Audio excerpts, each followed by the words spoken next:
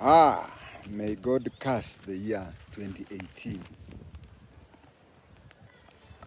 If there is a year that I would want God to curse, is the year 2018.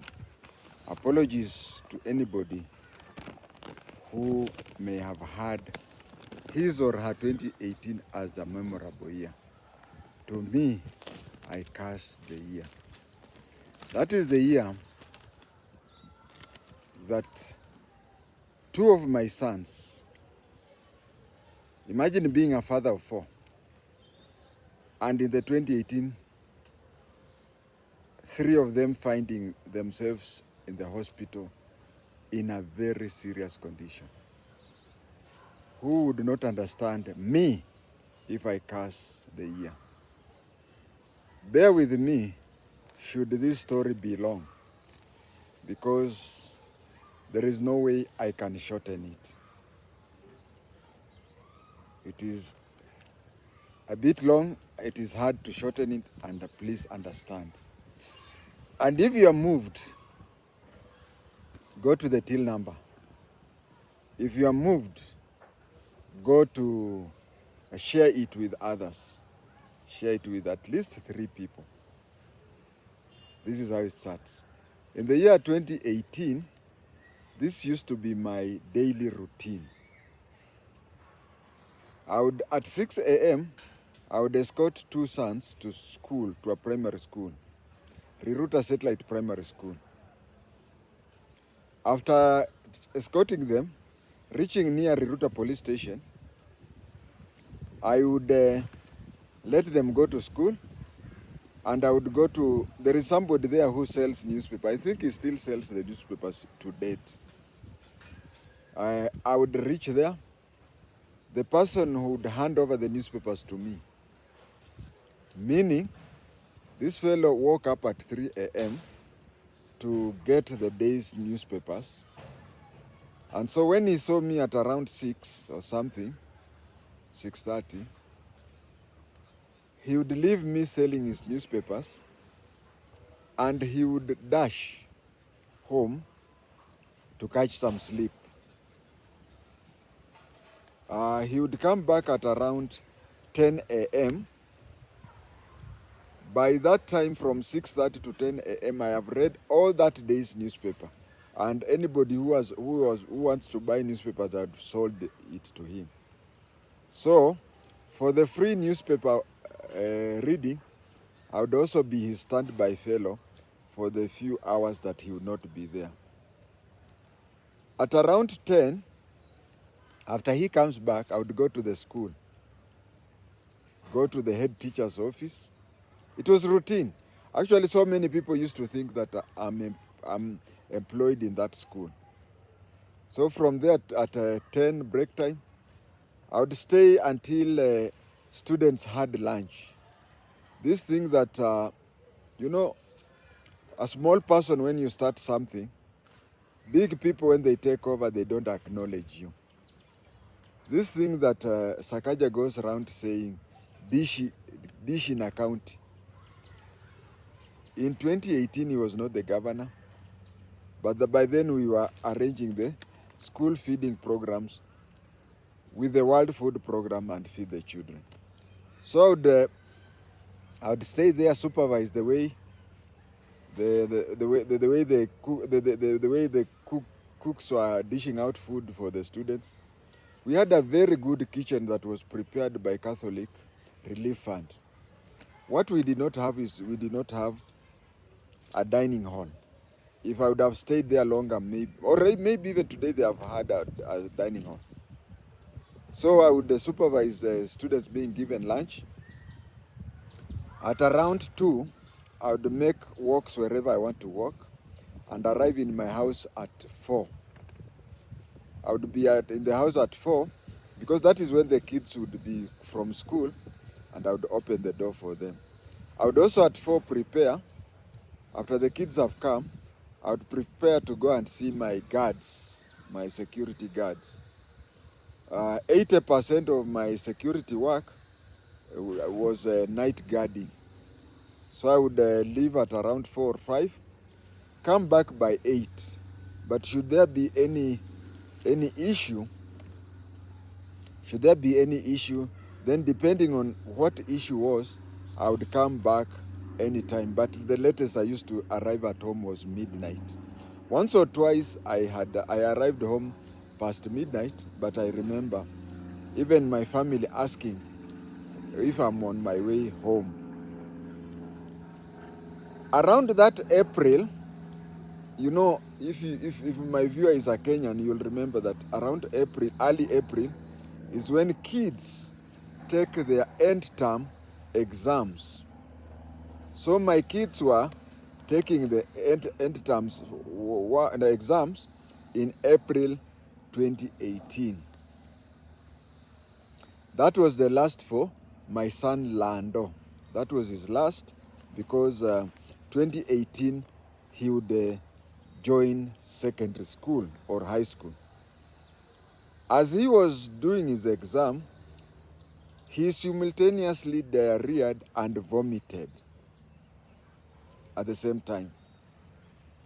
So when he diarrheaed and vomited, he only turned to the teacher and told the madam teacher that I want to go home. Madam, seeing him in the condition he was in, she asked him, "Can you walk home?" He said, "I can walk home." Then she permitted him. He left the exercise books there. He left the textbooks there. Textbooks he had signed for them. You all know that. So he left for home. Later on, we recovered the exercise books, but we never recovered any textbook. We never recovered a single textbook. But the teachers were understandable enough that when he was being cleared for secondary, they said that he had returned all the books that he had taken. So when he went home, he went and found a locked door. Found a locked door, and he slept outside the door. When he slept outside the door, of course, everybody who passed by knew he was sick, but because of the continuous diarrhea and vomiting, nobody invited him into their homes. Since that day, I make sure that anybody who is residing in my house has a pair of keys, so that anytime you come, you just open and enter. And as I said, that at 4 p.m., I went home. The issue was to open the door for the kids and also to prepare for my roundup of. I found him there and in the condition he was in.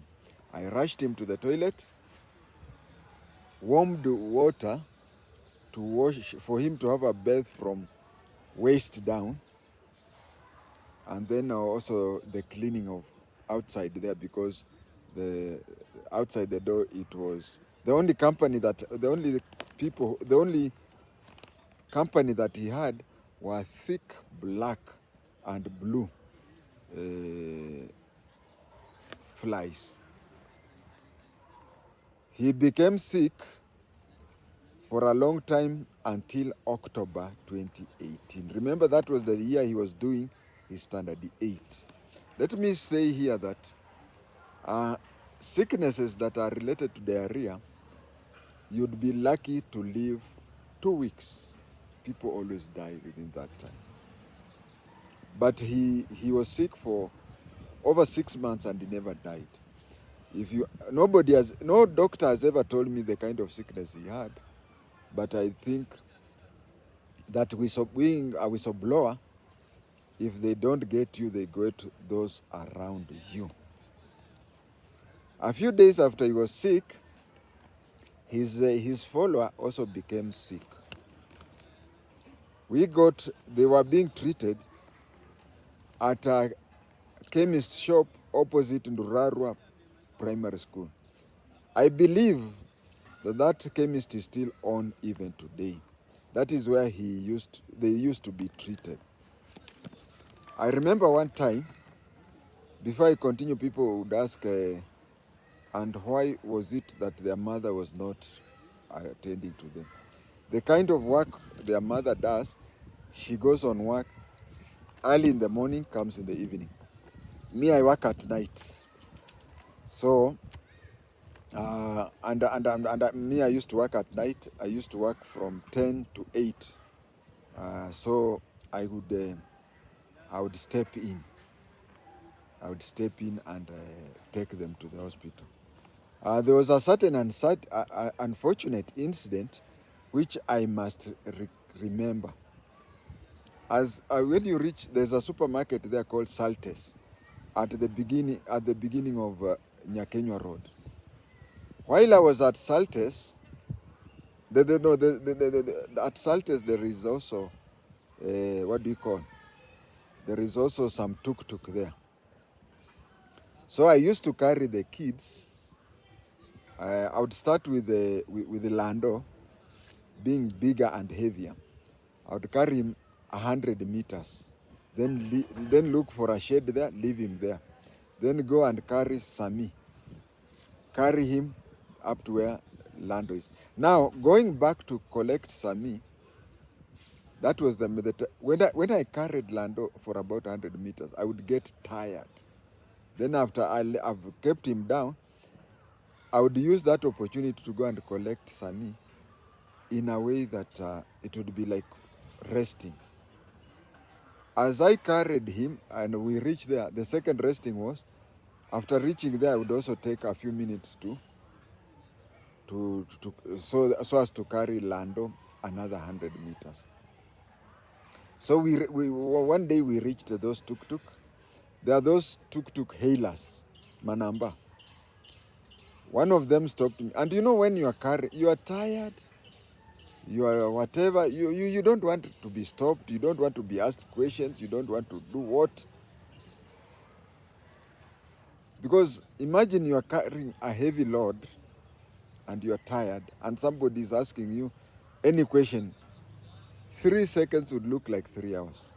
So this fellow said, instead of carrying these kids, why don't you hire this tuk-tuk taxi, whatever? I told him to mind his own business. Then he shouted at the top of his heart, said that this old man has stolen a child from a certain mother there. The mob surrounded me. You see, my son, Sami, was answering, this is, huyu ni daddy, but you see, he was so sick that his shouting was like a whisper. His shouting was like a whisper. Nobody heard him. Me being a former police officer, I just told those people who wanted to lynch me, I told them, if you know where Nduraro Primary School is, it is next to Riruta Chief Center. I said, why don't you take me and the kid? You see, the other one was ahead there. In fact, if I would have been taken there, the boy, I don't know how he would have suffered, because I had just, can I say, dumped him there. I just told them, if you think that I've stolen anybody's kid, let us go to the chief's place, you make a report. After that, I found myself alone. I can assure you that I don't know where the strength came from. I found myself carrying those kids very fast to the house. I have to pay tribute to Mr. Wong, Jared Wong. When these kids had those problems, he became like an elder brother to them, to both.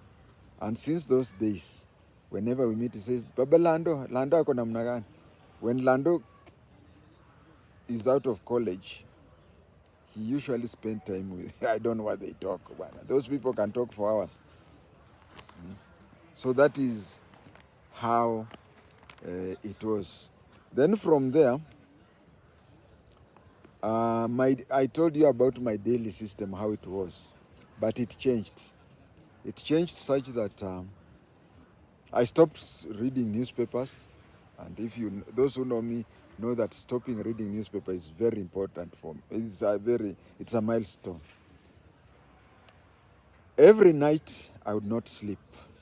I would just listen to the boys, because once the boy says, "Daddy, I want to go to the toilet," you delay, he'll soil the beddings, and that bedroom would smell like a sewage. So any boy who would say, "Daddy, nataka kwenda choo," I would rush him to the toilet. I would leave him seated on the toilet, go to the kitchen, warm water, so that after he had whatever, I would then wash him with warm waters and just listen that way until morning. In the morning, people would come to visit us, to concerned about the kids' sickness. That is the time I would, first of all, in the morning, we would wake up at around 8 or 9. I would take them to bask in the sun. After basking in the sun, around 10, I would take them back to the house. That is when visitors will now come, wanting to know about keeping the kids company. That is the time I would take to sleep soundly, up to around 5 p.m. Then I would wake up. Late April, the conditions of the kid became so much that it was decided that we take the kids to ICU in Kenyatta National Hospital. The first person with a vehicle I approached was a neighbor who was a taxi driver. I asked him if he could take my kids to KNH. He told me that he would charge me the normal charges he would charge as a taxi from Riruta to Kenyatta National Hospital, and he wanted me to pay upfront. There was a slum dweller who used to park his vehicle inside our compound. I used to feel bad. I used to even think of inciting other residents to have him park either in the compound that he was staying, where the vehicle would not be, or whatever. I felt that us paying for security for him, for the compound, and him staying in a slum and parking the vehicle there was unfair. This is something that I had thought for a long time. It is only that I had not found a situation where I would, you have to look for an appropriate time you just don't tell relatives ABCD. But before we do that, as we were thinking on how to take these kids to the hospital, he saw us, and you see, in my heart, I did like him. You see, if you're planning to tell the residents to evict him, when you meet him, you even think that he knows what you have been doing, but he never knew. Actually, if he's to watch this video, he'll be shocked. This is 7 years ago. He never ever suspected anything. What he did was, he saw us with a kid, and he had completed his work. He was a salesman with vehicles, so he had completed his work for the day, and he was just coming home. As he was saying, he saw us talking to the neighbor, and the neighbor was shaking his head that way. He approached us and said, "Can I take your kid to hospital?" We said, "Okay." We went to Kenyatta National Hospital. As we were booking the kids for the ICU, I asked him how much he wanted. He told me that the kids, when they are not born, they belong to the woman. But once the kids are born, they belong to society. So these kids are my kids. How can I charge for my kids, especially when they are sick? Said, "I'll charge you nothing." The person whom I had planned, it is good that it happened before I had taken my plan to another level. And then he gave me his card and said that, that was in the evening, he said that anytime, be it 3 a.m., 4 a.m., Once they are clear with the kids, I should call him, and he'll come and take us back home. Well, it didn't happen that way, because the following day we were released very late in the afternoon, and so we had to use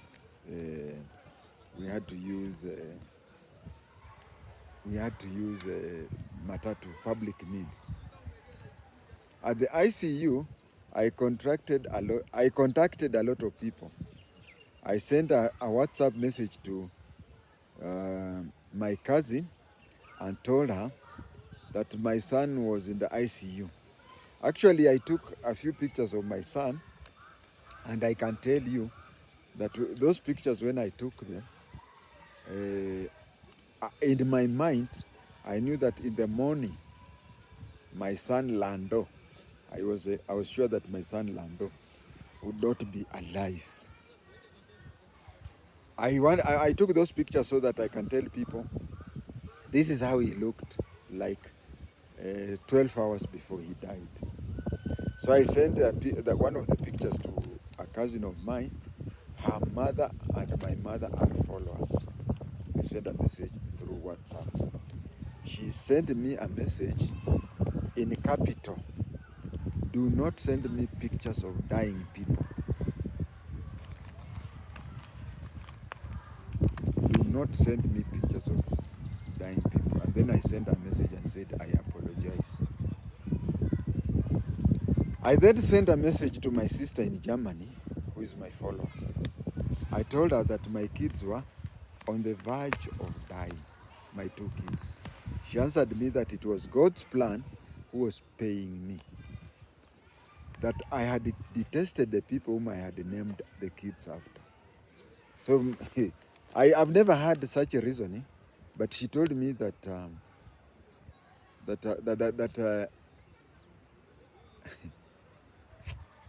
sorry, I have to talk faster because of your bundles.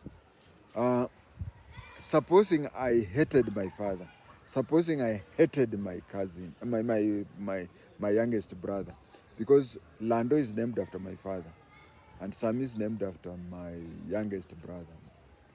Now, suppose I hated that. What kind of a God can punish me by killing those innocent kids? And then, by the way, if you look at the people I've named after, especially those two kids, you get the ID of the person I named after. They share the three names. The three names. Each person, the name that appears on my son's ID is the same. The three names. Everything of them, except what Lando keeps telling me, that him and his grandfather, there are only two things which are different from the ID. The picture and the ID number. All other particulars are the same. So, assuming that, first of all, by naming your kids after somebody, it means that you honor, that is the highest honor you can give that person. But my sister was telling me that I hated those people and God was paying me. Now, if there is a devil worshipper, I think that is the idea. She said that that's why they will die. The 2025 today, both kids are completing their sophomore class. The same sister who is in Germany, if you ask any African, and I'm not talking of Kenya, if you can ask any African in Germany about an African lady who castigated her father, My father wrote a lot of letters undermining me in the police service. Even when I was sacked, people confronted him and said, now you have undermined your son and he has been sacked. Are you happy? But my sacking had nothing to do with my father. My sacking had to do with my support for Emilio Mwai Kibaki. So this person, the books are there. If you understand Germany, or you know anybody in Germany, I just ask about the African lady who castigated her father to an extent that in Germany, people tell their kids, keep quiet or I'll take you to Africa to meet Hitler or Amin called Lando. Now, this is a person who says who told me that, don't you think God is paying you for their evil? I rest there. I contacted my stepbrother, who is my father's eldest son in the US, and he retorted and told me that he did not understand why I was bothering him. Yet our dad had avoided paying his last respect to my mother. Now my mother is his stepmother. Now you are saying that dad had refused to pay homage to the grave of your mother, and I had to compel him to go there. So why are you disturbing me? That is what he retorted. Well, I told him I don't see how my mother, who died in 1993, had anything to do with kids who were born over a decade after she died. Imagine, both kids were born when she had stayed in the grave for over 10 years. I then contacted my stepsister, who is my father's eldest child, and whom the guy in the US follows. I rang her and told her that. Told her, do you hear what he is saying? She was shocked. She was shocked. She even insinuated that I'm using a very unfortunate incident of children being seriously ill to settle family differences. Because in Luhya, you don't talk such things when somebody is sick.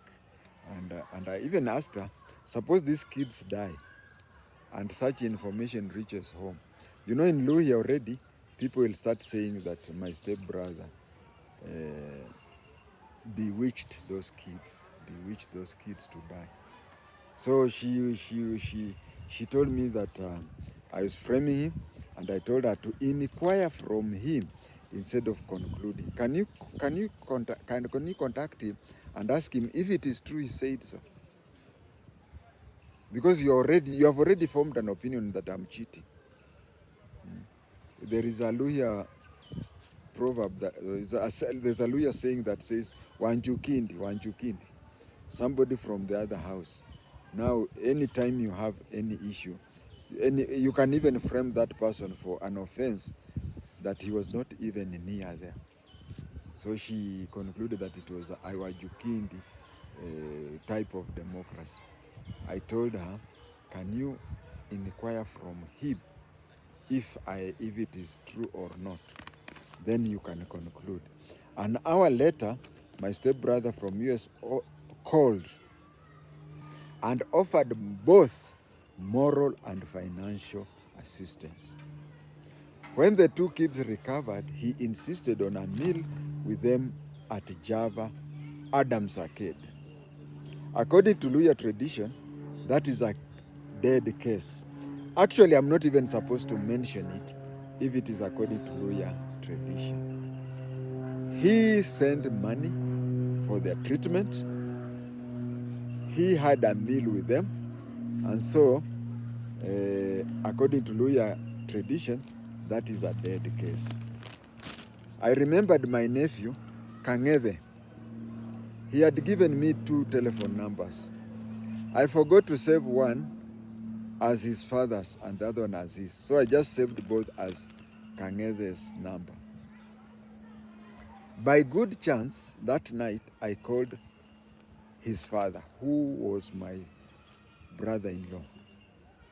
It took seconds for him to realize the mistake.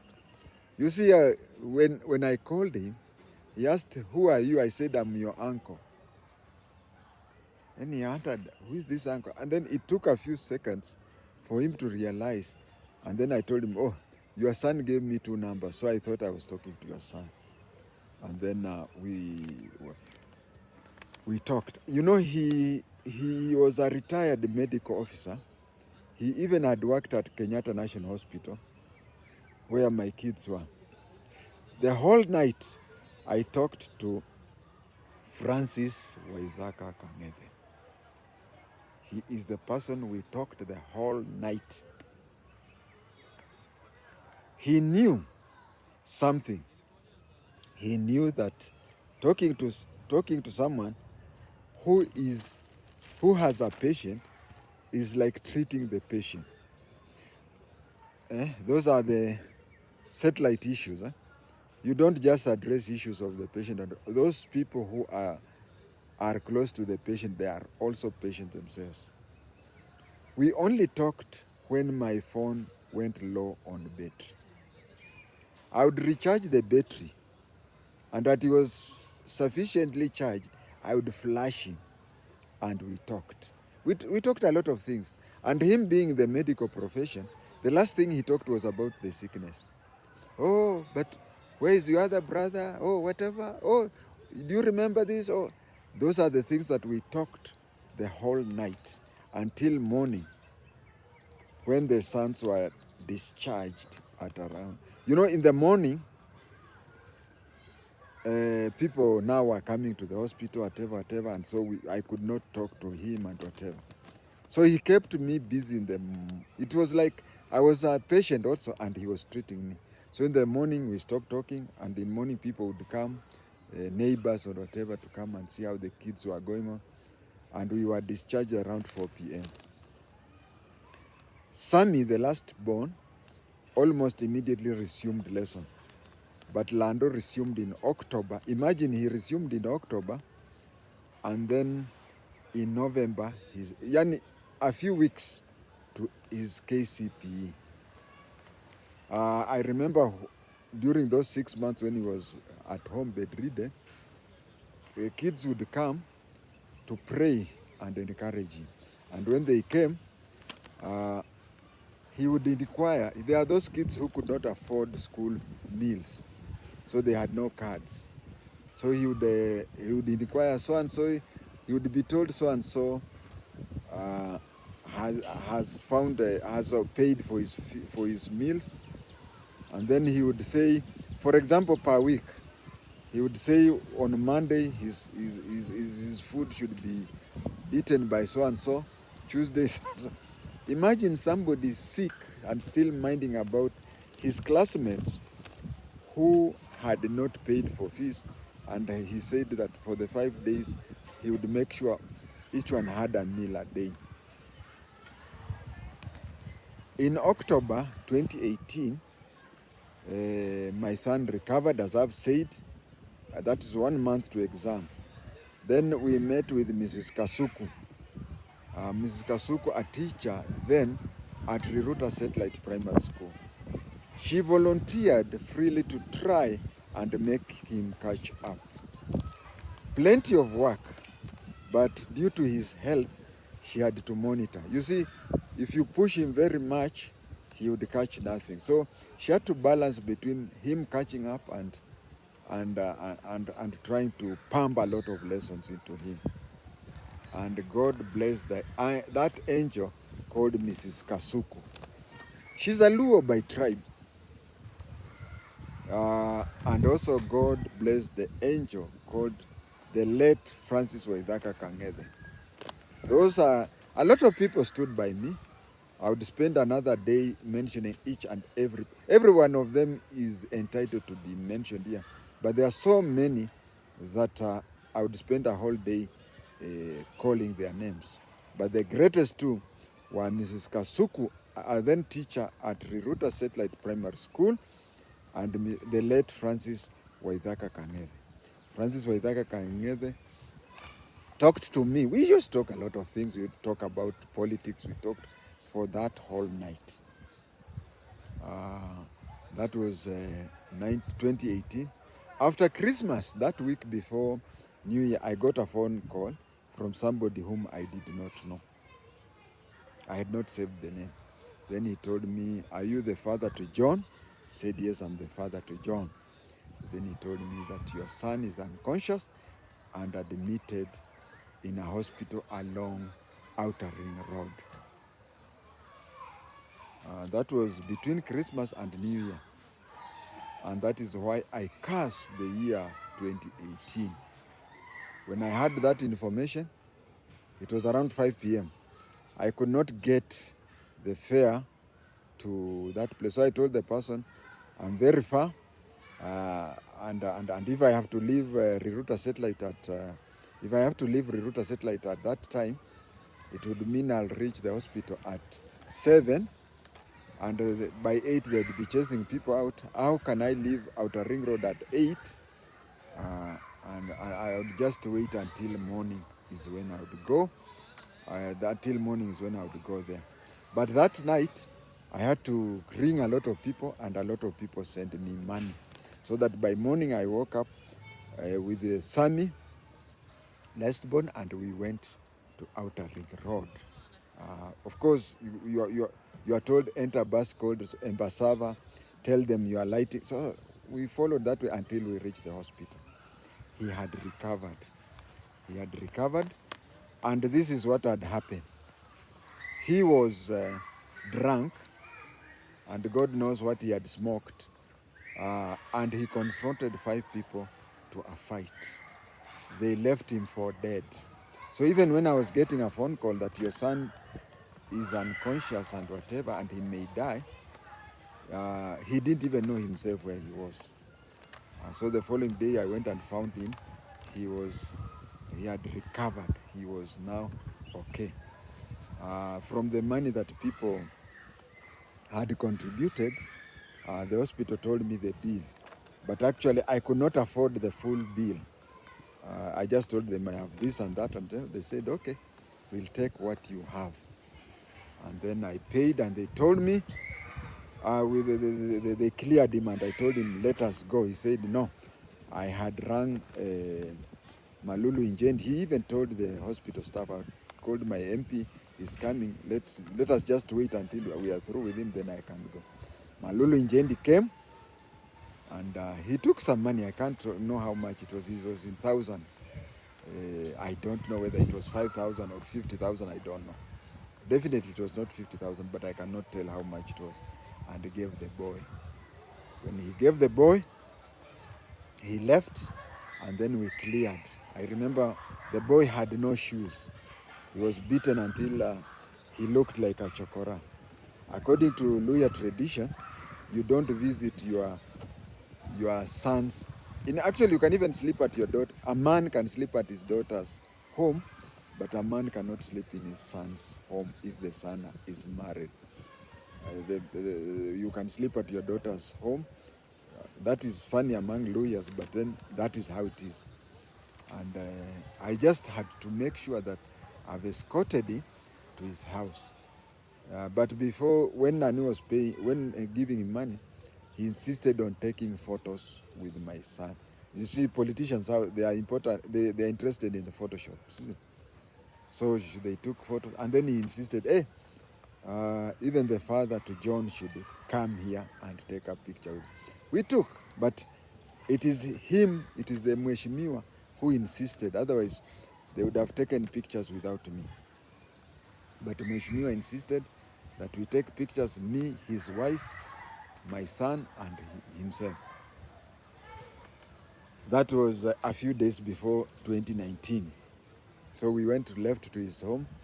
From there, I made sure he was in his house, and then I boarded a matatu. Seeing that the fare I had was not enough, what I did was I had to alight at Nyayo Stadium to go to Madaraka Estate, maybe look for more fare.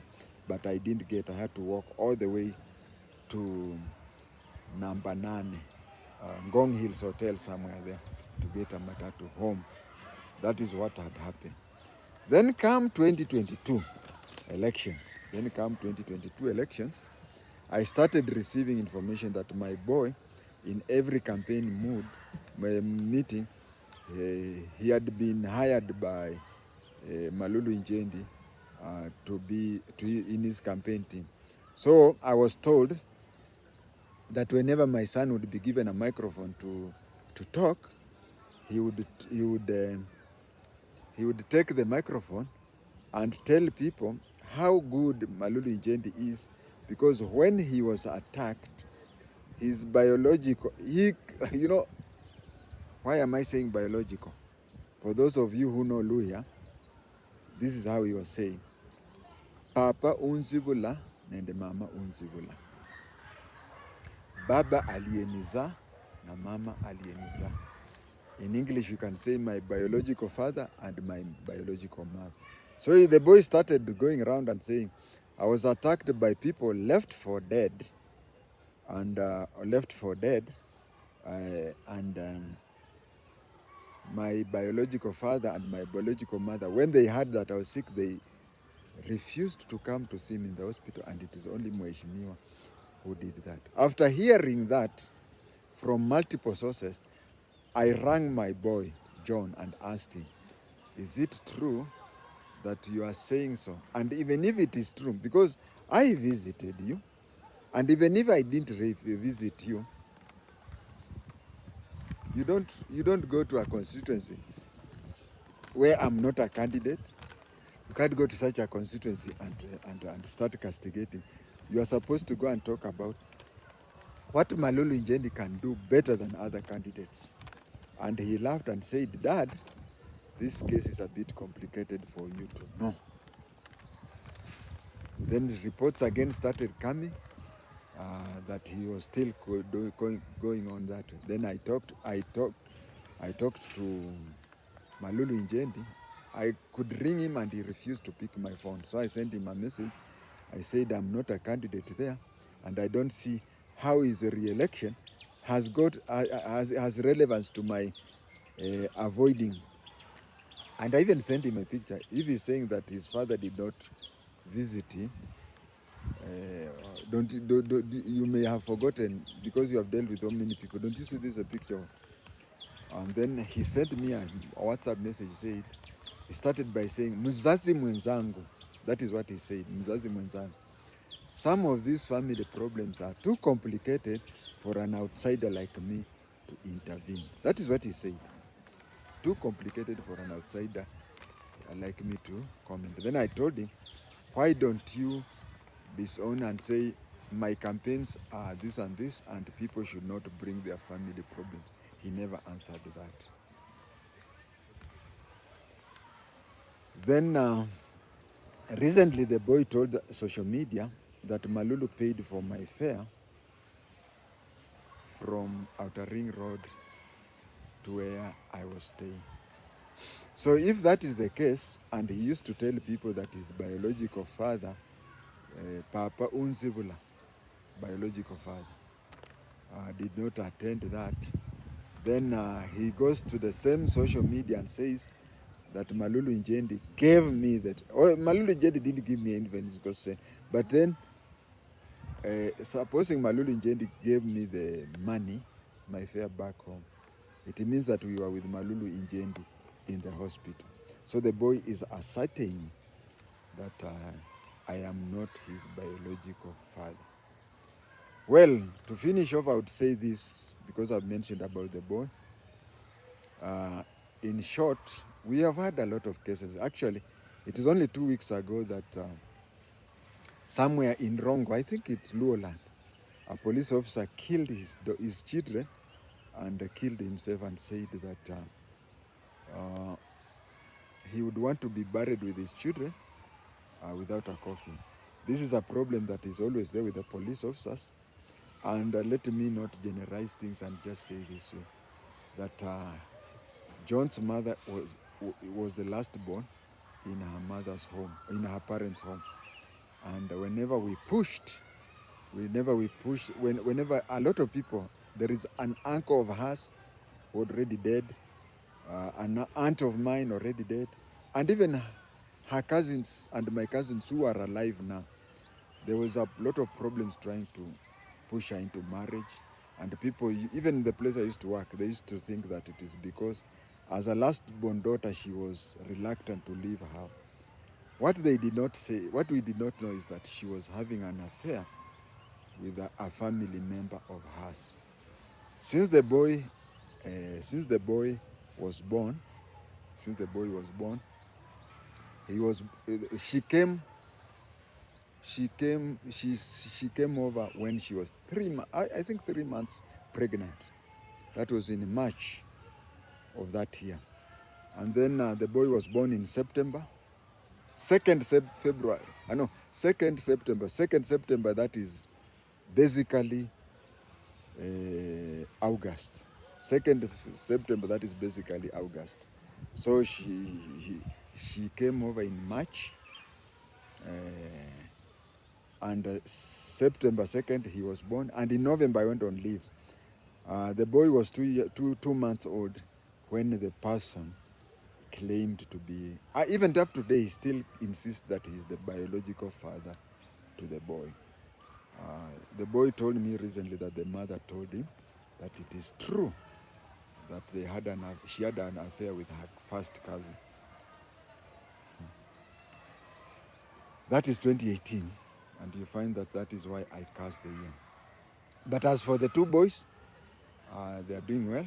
They have just completed their sophomore in college. In September, they are going for their 3rd year. And that is what they went through in the year 2018.